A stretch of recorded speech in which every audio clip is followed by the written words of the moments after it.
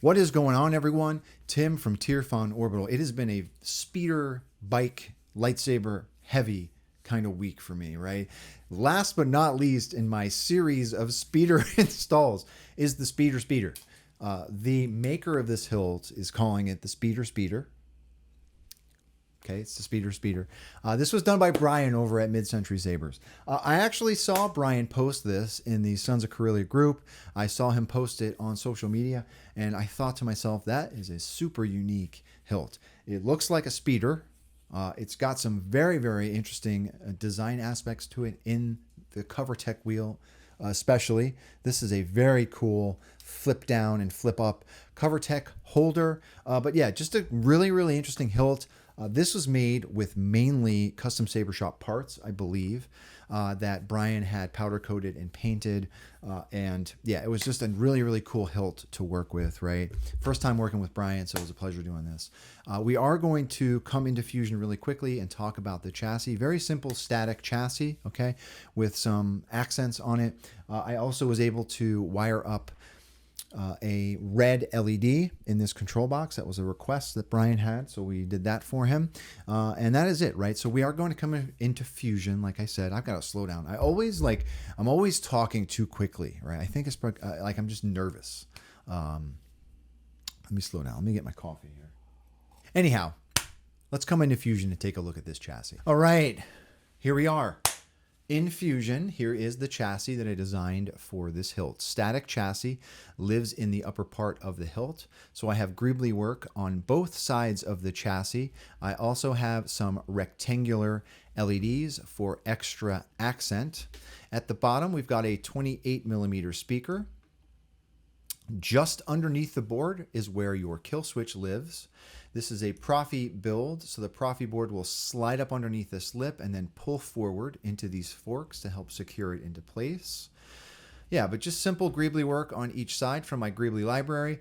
Now these holes, so we have one onboard red tactile switch. Now one of the cool things that Brian did to this build was make this control box functional. So he made this red button an actual spring-loaded plunger, which I thought was a very cool design, right? So that red button has a plunger that touches and presses this tactile red button on the chassis itself, right?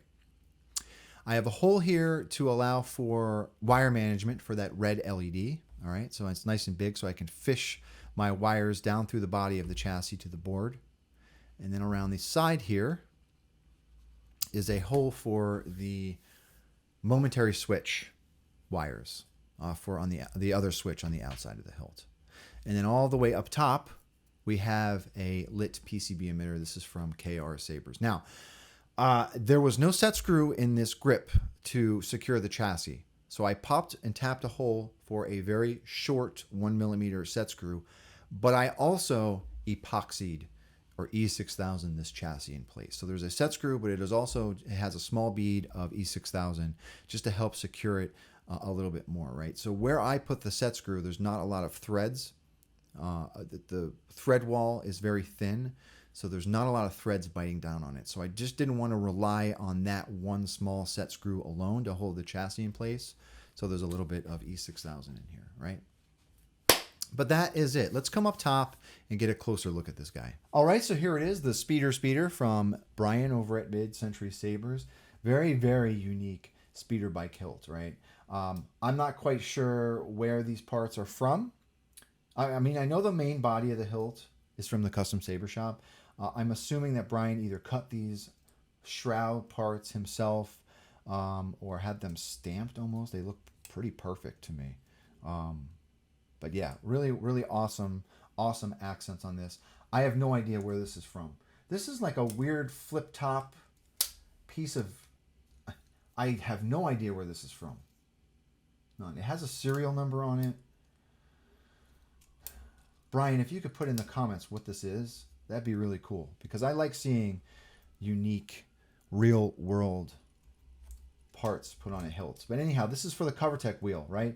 So when you're not using it, you can flip it down. When you want to put it on your belt, you flip it out and you put this on your belt, okay? Now that is it. These, I mean, I don't know what I would call this. These forks, I mean, it looks like a speeder. It looks like a speeder bike. The profile, right? Yeah, really, really unique looking hilt. Okay, so let's get at this chassis. Here is our chassis. So I chose to do this in pewter, rub and buff, pewter and black. I do a 50-50 mixture of that to give a deep, dark gunmetal look. Okay, we already have a battery in this. Here is our Proffie board. I'll go ahead and hit the kill switch, turn this on.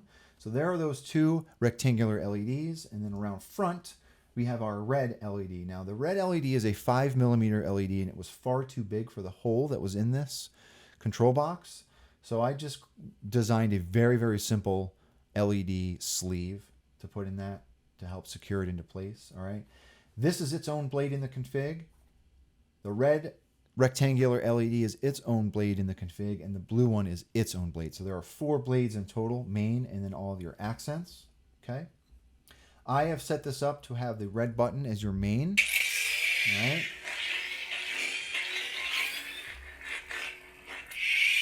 Brian did send me a couple of fonts to put on his config. That was Son of Corellia from the dude Kyberphonic.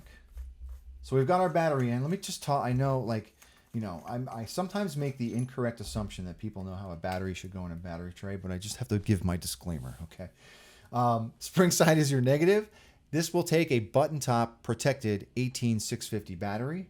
Flat side of your battery down towards the speaker. This was already on, obviously. Put your battery in. You're ready to go. Let's put this grip back on. All right, and we're ready to go.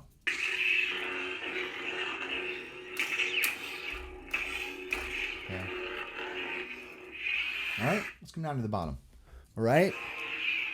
There's that very interesting profile of that hilt. We've got our control box LED lit. Okay. I'm so afraid. Listen. So I don't want to damage these. All right. So I'm not going to knock this around too much. Okay. Aux button is here. All right. Let's put a blade in it. I do believe this will take a 7/8 inch blade. There goes my blade off my desk. Set screw is in here. I'm going to go ahead and remove that. There is a custom blade plug in here. There we go. Custom blade plug.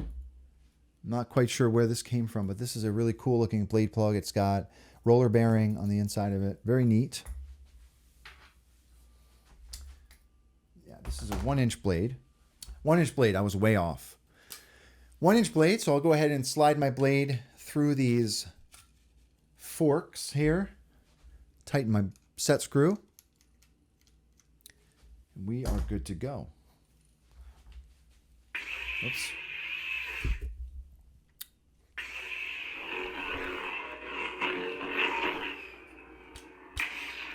All right, so that does look cool around the blade like that. Very interesting.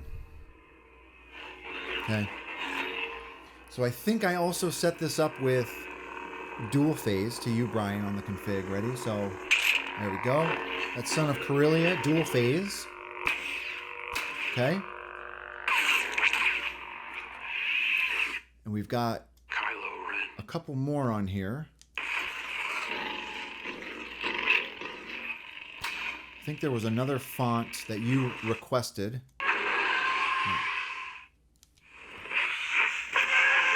I'm not sure who did this one.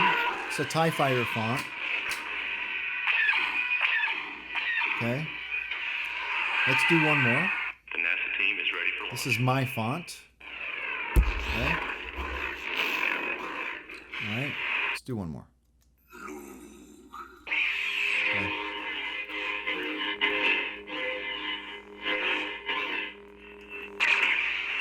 I do like this switch placement, this aux switch placement. It's perfect location.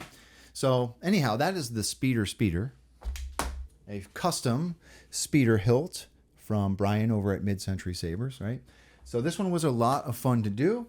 I always love seeing, what people come up with as far as speeder bike hilts are concerned when you're building your own and putting your own spin on it. I've never seen anything like this. This is super unique, right? But anyhow, to you, Brian, thank you very much for trusting me with your install and for your patience. If anyone has any questions about this install or anything really, please do not be a stranger. And with that being said, may the force be with you always. Have a good one, everybody.